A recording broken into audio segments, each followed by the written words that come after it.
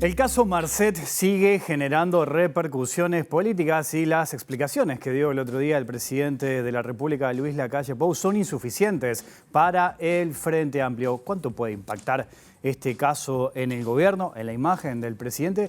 ¿Se puede llegar a romper la coalición? ¿Cómo ha sido la oposición precisamente del Frente Amplio? De todo eso estaremos hablando hoy. Bienvenidas, bienvenidos. Así comienza Lado B.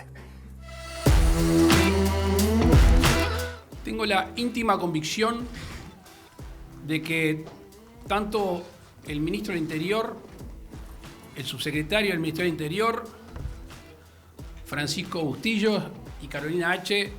no tienen ninguna responsabilidad legal en el otorgamiento del famoso pasaporte. Yo le pido a Roberto Lafluf, quien es asesor en comunicación y estrategia del gobierno, de mi persona, que se junte tanto con la viceministro, con la subsecretaria de Relaciones Exteriores y con el subsecretario del Ministerio del Interior para que se pongan de acuerdo qué van a hacer con esas conversaciones. Si estuve en la reunión o no. Sí, pasé por la reunión, según me dicen los participantes, no llegué a los 2 minutos, pasé a saludar, es acá arriba, en el piso 11, cosa que hago frecuentemente cuando hay una reunión. Sí participé de la reunión, no participé de la reunión. El ministro Luis Alberto Heber, el subsecretario Guillermo Maciel y Roberto Lafluf, que abro un paréntesis, no tiene competencia ni facultades de gobierno, no puede ordenar, no puede decidir, simplemente me asesora a mí, cierro paréntesis. ¿Qué quiero decir con esto? Que las responsabilidades políticas son del presidente de la República, de los ministros y de los subsecretarios. Las 3 personas me han ofrecido su renuncia, acepté los 3 ofrecimientos.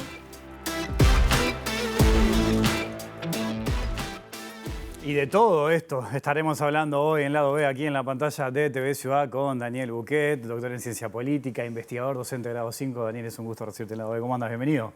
El gusto es mío. Bueno, es un gusto tenerte por acá. He escuchado hablar vos también en todas estas últimas horas de crisis, ¿no? Crisis institucional, crisis política. Hoy, por ejemplo, el ex ministro Heber habló de que era una crisis política, que no era una crisis institucional. Yo pensaba, bueno, vamos a preguntarle a los que saben. Vamos a preguntarle a los que saben de esto. ¿Cómo lo definís vos todo este asunto? Mirá, a mí no me consta que haya una definición canónica sobre qué es una crisis institucional en ciencia política, pero tiendo a pensar que no deberíamos hablar de una crisis institucional sobre la base de que en este momento no está en juego la continuidad ni las atribuciones de ninguno de los poderes del Estado. O sea, los poderes del Estado están funcionando cada uno por su lado y manteniendo su división de poderes. Y entonces pienso que no tiene mucho sentido hablar de una crisis institucional, sí de una crisis política. Hoy un viejo profesor me decía que hay un pensador francés que dice que se está abusando mucho del término crisis y entonces que sugiere este pensador francés hablar de situación crítica. ¿no? ¿Cuándo empieza? ¿Cuándo termina? ¿Qué tan crítica es la crisis? Es una crisis porque se genera un problema serio, con afectación, con consecuencias negativas, adversas, que pueden ser mayores o menores, que se pueden tomar medidas justamente para minimizar esas consecuencias adversas. Y sí, claramente es una crisis política, no le veo ningún sentido hablar de una crisis institucional. Ahora vamos a ir a distintos puntos de este tema, ¿no? Sobre todo repercusiones, qué pasa en el gobierno, qué pasa en la oposición, qué pasa con la coalición de gobierno. Ahí veíamos un tramo, Daniel, de lo que explicaba el otro día el presidente de la República en esa conferencia de prensa. La oposición dijo que eran insuficientes las respuestas, las explicaciones. Él, en cierta medida, dice que todos los involucrados en este caso no se apartaron de lo legal, que no hubo ninguna ilegalidad, pero sin embargo acepta las renuncias de todos. ¿Qué lectura haces de eso? Sí. Bueno, yo creo que el presidente, dentro de una estrategia de comunicación, se manejó... a ver, no me queda claro si bien o no. Por un lado, demoró 3 días en responder, justificado en su viaje, etcétera, pero obviamente podría haber reaccionado antes si hubiera querido y por alguna razón prefirió esperar. Por otro lado, elaboró un discurso para presentar ante la opinión pública que que dejó algunos agujeros, ¿no? Dio su versión de las cosas, lo que escuchábamos, lo que vos dijiste y alguna otra cosa más, pero no aclaró todos los puntos que podrían ser de interés para la ciudadanía y para la prensa, y eso justifica que, por ejemplo, el Frente Amplio no se dé por satisfecho con estas explicaciones. Claro, no es un ministro, no lo puede censurar, por lo tanto la insatisfacción con las explicaciones brindadas no tiene ninguna consecuencia en el plano jurídico, pero también socios de la coalición o miembros del gobierno, por lo menos Cabildo Abierto hace una manifestación similar. Dice que no le quedó del todo claro algunos aspectos de la situación. Entonces, yo creo que el presidente, por un lado, da la impresión de que dijo, bueno, listo, si se van los 3, más Bustillo, que ya se había ido, corto todas las cabezas que me están pidiendo y por lo tanto resuelvo el asunto. Y doy una explicación que deja bien parado al gobierno, al presidente, y liquido el asunto. Mi sensación es que no liquidó el asunto, precisamente porque falta aclarar algunas cuestiones, como el tipo de documento que estaba presente en esa reunión, qué grado de irregularidad implica la decisión primaria de eliminar esas conversaciones de ese informe. Entonces, por un lado tenés actores políticos relevantes insatisfechos y una actuación judicial que continúa en la búsqueda de determinar responsabilidades que pueden alcanzar algunas de estas figuras que, según el presidente, actuaron todas bien dentro de la ley, pero pueden llegar a ser imputadas en algún momento de algún delito. Entonces eso lo sabremos más adelante. Justicia por un lado, actores políticos por el otro, que no están dando por liquidado el asunto. Mencionaste algo ahí al pasar que me parece importante, esos 3 días que hay desde que explota el tema hasta que habla el presidente, 3 días que le permite, por ejemplo, a la oposición salir a hablar, decir un montón de cosas, no tanto los legisladores del gobierno, sobre todo el Partido Nacional, no hablaron prácticamente, el que sí habló fue Manini, que Manini salió un poco a marcar la cancha, ¿no? A dar su opinión. ¿Cómo viste eso? Porque eso es importante, sí, esos días que hubo. Sí, yo creo que eso genera un costo, porque si vos dejás que te peguen durante 3 días sin reaccionar, vas a estar más cerca del knockout, para usar una metáfora boxística, ¿no? Si te pegan tendrías que tratar de devolver los golpes o defenderte, y efectivamente la defensa del gobierno fue muy tibia, muy expectante, los socios de la coalición a la espera de que el presidente hable, pero entonces mientras ellos esperan, los otros pegan. Y entonces para mí eso agrava las heridas que podés recibir, ¿no? Está bien, capaz que vos pagás ese costo a cambio de tener más tiempo para pensar mejor el asunto, decidir la estrategia. Bueno, ahí yo no sé en qué medida el presidente podría haber vuelto antes al país o ni siquiera volver, sino que tirar la línea del discurso que hizo el sábado, el jueves, ¿no? Para que, bueno, defendieran sus allegados, que efectivamente estaban como expectantes y no cerrando filas en torno al gobierno. Ahora, Daniel, estamos hablando de 2 ministros que renuncian, importantes, 2 personas muy importantes para la calle Pou, ¿no? Estamos hablando de Bustillo y de Heber. Son personas de confianza. Sí, en un doble sentido, ¿no? Porque son 2 ministerios centrales. En algunas clasificaciones que hemos hecho, o incluso hasta en una tradición más juridicista, Ministerio del Interior, Ministerio de Relaciones Exteriores o Cancillería están entre los 4 básicos, que por algo además se los reservó el presidente o el partido de gobierno, porque podés agregar defensa y economía. Son los ministerios de gobierno, del Ejecutivo, ¿no? Entonces son 2 ministerios de los más importantes y 2 ministros muy cercanos al presidente, ¿no?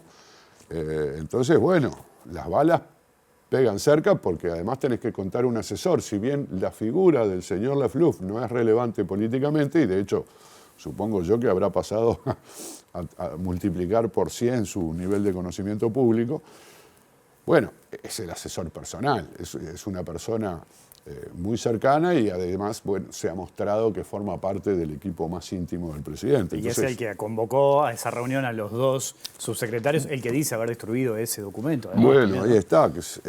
Para mí ese asunto no está del todo claro. ¿Quién tuvo la idea? ¿Qué se hizo con el documento? ¿Qué carácter tenía ese documento? Pero efectivamente tuvo un gran protagonismo esta persona, que a su vez, como esta es una persona que no tiene autoridad por sí mismo, actuó en nombre del presidente. Entonces, efectivamente, las balas pegan cerca, porque yo qué sé, para comparar, si Germán Cardoso tiene un problema con una contratación de publicidad con una empresa, o la ministra de Vivienda entrega unas viviendas de forma... Bueno, ok, eso fue para el Partido Colorado, la otra fue para Cabildo. Estas son balas que le están pegando cerca al propio presidente. Yo creo que el presidente estuvo bien en la conferencia, en el sentido de que lució solvente, pero no fue contundente. Y efectivamente, la duda de por qué, si él está convencido que todas estas personas actuaron correctamente, deben renunciar. Si renuncian es porque algo salió mal. Cuando vos decís no estuvo contundente, ¿a qué te referís concretamente? Al presidente. No fue contundente con la explicación, de modo, esto es una evaluación, a ver, capaz que yo no lo puedo medir, el nivel de contundencia, pero la sola referencia a que fueron aceptadas las renuncias y que él aclaró que bueno, que sí, que estuvo, que pasó, pero solo 2 minutos, que él dio la orden de convocar la reunión, pero para que se pongan de acuerdo, dejó más dudas que certezas. En ese sentido faltó contundencia y faltaría, yo no sé en qué medida, pero faltaría algo así para ser contundente acá hubo un error, porque si no, no se explica que caigan tantas figuras del gobierno. Podemos incluir a la propia Carolina H., que renunció en su momento. Si todo lo que se hizo fue correcto, bueno, ¿cómo puede ocurrir esta secuela de caídas de figuras políticas de primer nivel en torno a unos acontecimientos donde nadie hizo nada mal? Esa es, digamos, yo no estoy polemizando con el presidente, pero eso es lo que dice cualquier actor político que no solo es de la oposición, sino incluso desde dentro de la propia coalición. En esa falta de contundencia que señalabas, claro, él en la conferencia reconoce que pidió que se realizara esa reunión, él dice que pasa a saludar y después en un momento él dice, me comentan que yo estuve 2 minutos, o sea, tampoco deja muy claro qué fue lo que pasó, si estaba al tanto de lo que ocurrió allí, qué pasa después. Ahora, ¿vos creés que esto le puede llegar a generar alguna complicación al gobierno y a su imagen? Porque él, según las últimas encuestas, tiene un nivel de aprobación bastante alto, ¿no? Sí, incluso sorprendente para, bueno, quienes estamos acostumbrados a seguir esos indicadores. En mi área de estudios nosotros no estudiamos las causas de la imagen, o sea, por qué tiene buena imagen, sino que lo usamos más bien como un insumo. Entonces, simplemente nos sorprende porque, bueno, hemos visto la variación de la aprobación de presidentes o de gobernantes y es mucho más variable y la del presidente Lacalle Pou ha sido sostenidamente alta luego de un bajón inicial, ¿no? Después de una especie de luna de miel, y solo tuvo una caída significativa, explicable, por el caso Astesiano el año pasado. Y después remontó y se mantuvo hasta la última medición, que salió justo antes de estos acontecimientos. Este caso tiene pinta de ser un caso con impacto fuerte en la opinión pública. Siempre hay que pensar que entre nosotros, por decir periodistas, politólogos, o la gente que mira estos programas que le interesa la política, las cosas parecen más graves de lo que le parece a la mayoría de la gente, ¿no? Y es probable que a mucha gente no le importe en lo más mínimo. Ahora, como acá hay una conexión narco, vamos a llamarle así, esto lo digo en sentido figurativo, pero todo esto deriva de la entrega del pasaporte a Marcet, que sí es un narco, creo que sobre eso no hay dudas. Bueno, yo creo que ese es el tipo de cosas que capta más la opinión pública, por el tipo de asuntos, porque si fuera una cosa entre políticos, hubo una interpelación sobre no sé qué tema complicado y entonces el expediente, se perdió una hoja. Yo creo que a la gente no le importa mucho. Pero cuando hay delitos vinculados al narco, cosas que salen en policiales, a la gente le importa más. Tengo la intuición de que esto puede generar, no digo un super efecto, ¿no? Un derrumbe de la popularidad del presidente, una caída significativa que quiere decir simplemente que observemos que efectivamente cayó fuera de los márgenes de error de las encuestas. Que 3 empresas distintas muestren que bajó la popularidad 5, 6, 7 puntos, yo qué sé, una cosa así. Eso es posible que ocurra. Pues es posible que se recupere en la medida en que los asuntos pierden preeminencia en la agenda pública, a Hay que medida ver qué que pasa pasa en el la justicia tiempo. también, porque la justicia va a investigar este tema también. Bueno, esa es una de las variables que... Esa variable lo que va a generar o nos va a permitir ver es cómo va a evolucionar en el tiempo. Una cosa es el impacto ahora de la parte informativa, ¿no? Eso en las próximas encuestas, las empresas que hacen mediciones mensuales, bueno, estarán haciendo encuestas que observarán si efectivamente esto generó un impacto negativo en la aprobación del presidente, que es la variable que tiene mayor seguimiento. Después la justicia lo que puede llegar a hacer es hacer que este tema dure en la agenda pública, o sea, aparezcan nuevas...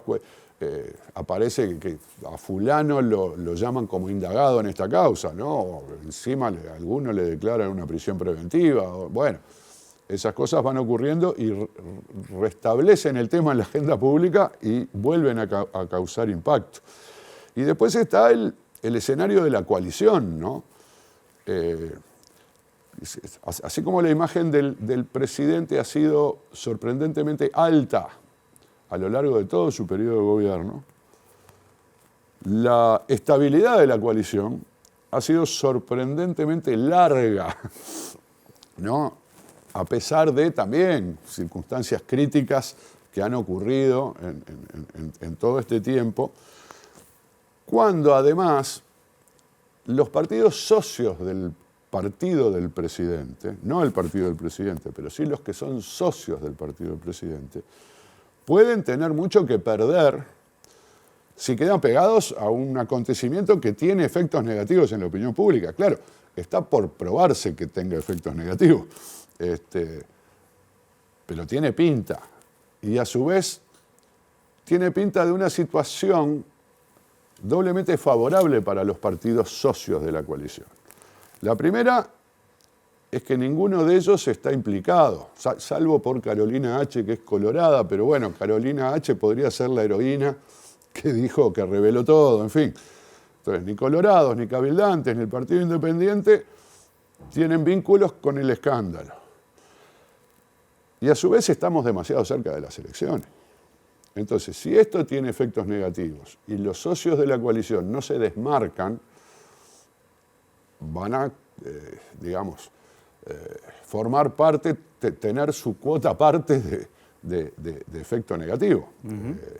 Y desde el punto de vista de la estrategia política, eso es claramente inconveniente. En ese sentido, bueno, hablábamos y destacábamos lo que Manini había dicho en estos últimos días, que fue duro en algún momento también con las críticas. Recuerdo la última vez que nos visitaste acá en la 2B, era por el caso de la salida de Irene Moreira, del Ministerio de Vivienda, y yo recuerdo que vos ahí decías, ¿no?, que no era el momento para que... Porque Cabildo había puesto dudas si seguía o no, y vos decías, bueno, no es el momento porque te vas con un episodio polémico que tiene a una de las figuras importantes del partido en el medio de esa polémica.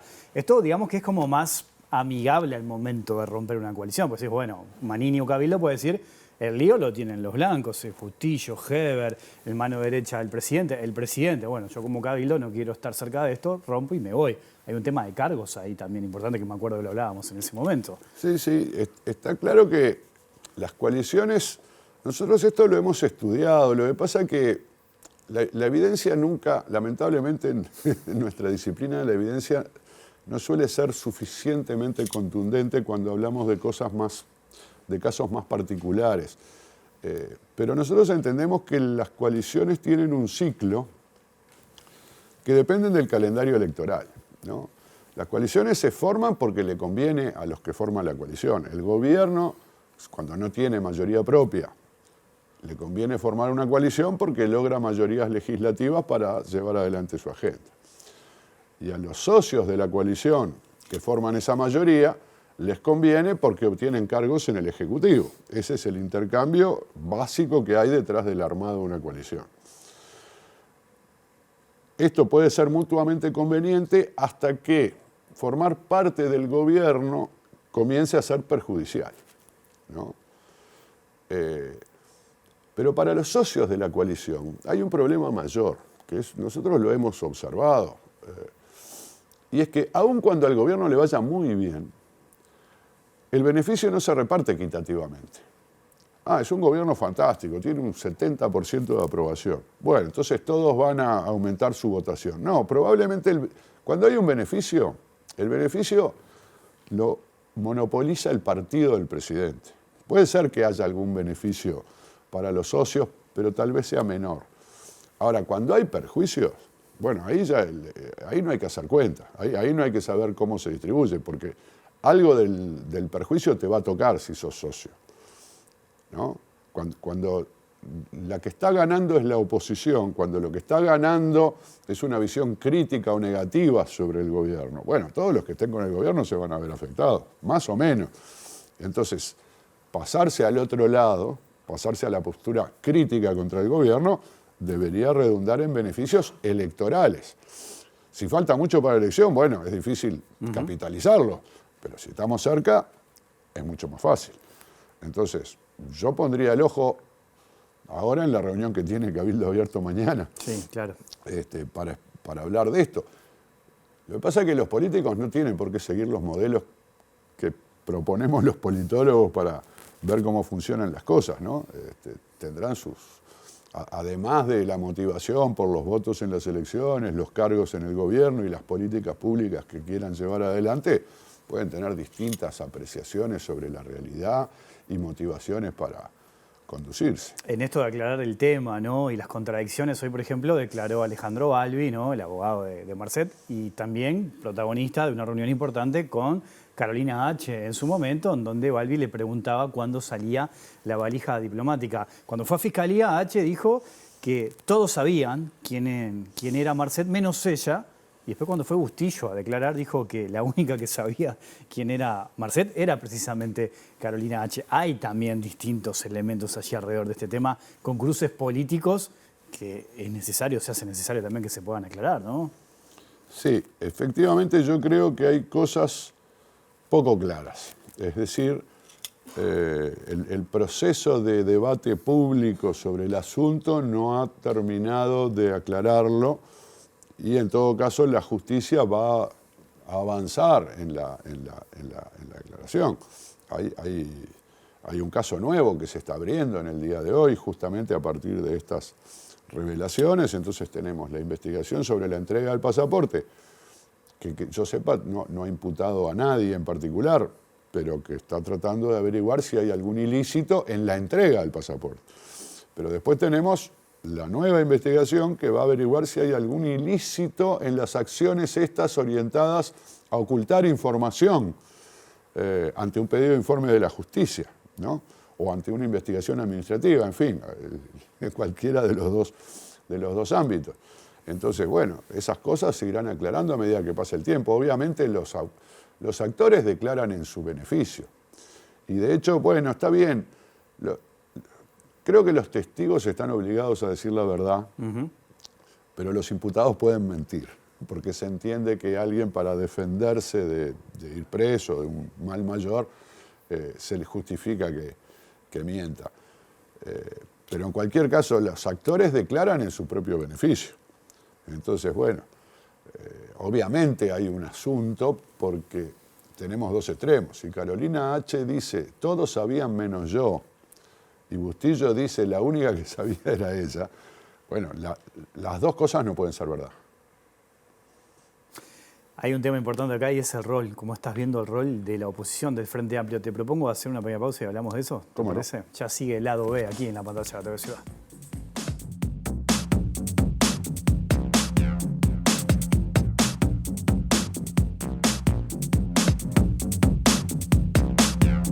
Seguimos en lado B, aquí en la pantalla de TV Ciudad, conversando con Daniel Buquet. Lo planteaba antes de la pausa, Daniel. ¿Cómo estás viendo el rol de la oposición en este tema? Bueno, la oposición tomó el tema originalmente, ¿no?, del pasaporte de Marcel, lo que motivó aquella interpelación sobre la cual también se ha hablado ahora en estas declaraciones en las que se menciona una reunión en una casona del Prado previa a la interpelación y de la que, bueno, derivaron después los pedidos de informes, la extracción de la justicia, etc.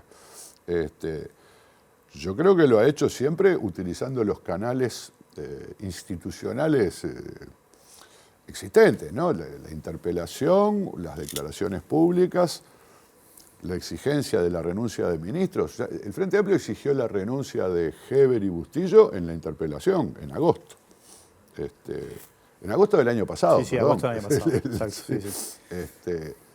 Por lo tanto, hoy no está haciendo mucho más. Bueno, se agregó el asesor del presidente, ¿no? Porque creo que no estaba en la mira en aquellos acontecimientos. Y luego de la conferencia de prensa del presidente, manifestó que no se daba por satisfecho con esas explicaciones, que quedaban cosas por explicar y que va a insistir en la búsqueda de esas explicaciones.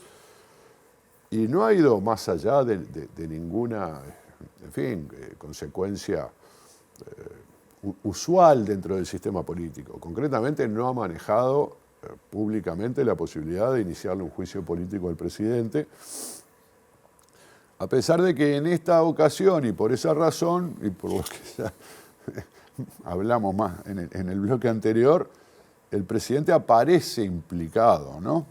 Justamente por la reunión que convocó su asesor. Yo creo que se ha manejado con prudencia y, bueno, tiene un cachón, ¿no?, como para trabajar, porque las revelaciones son escandalosas. Es el tipo de...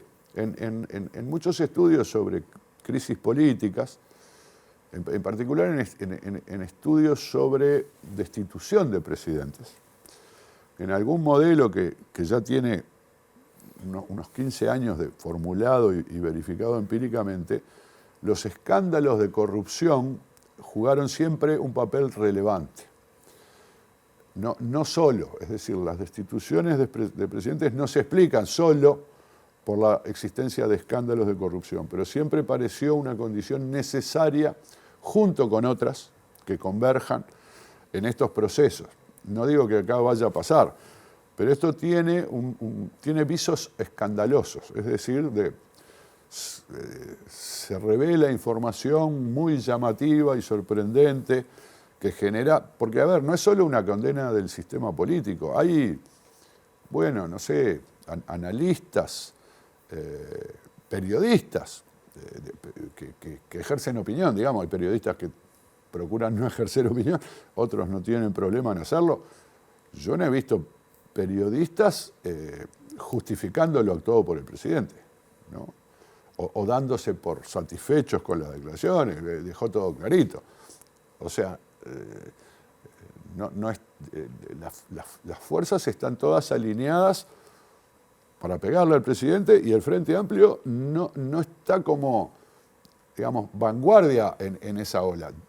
Yo diría, como algún amigo que se queja en algún grupo de WhatsApp, las críticas al presidente que ha hecho algún periodista o alguna periodista han sido mucho más contundentes que las del Frente Amplio, por ejemplo, lo cual muestra que la posición del Frente Amplio tiene algo de moderación, de prudencia, que yo siempre creo que es positiva en un sistema político donde la estabilidad institucional es una característica saliente que genera beneficios en el largo plazo. Eso es un problema que tienen los sistemas políticos de América Latina, los más inestables, que los políticos se dejan llevar por incentivos de corto plazo, donde vos ves la posibilidad de obtener un gran beneficio rápidamente, pero a veces ese tipo de comportamientos generan en el mediano y largo plazo perjuicios.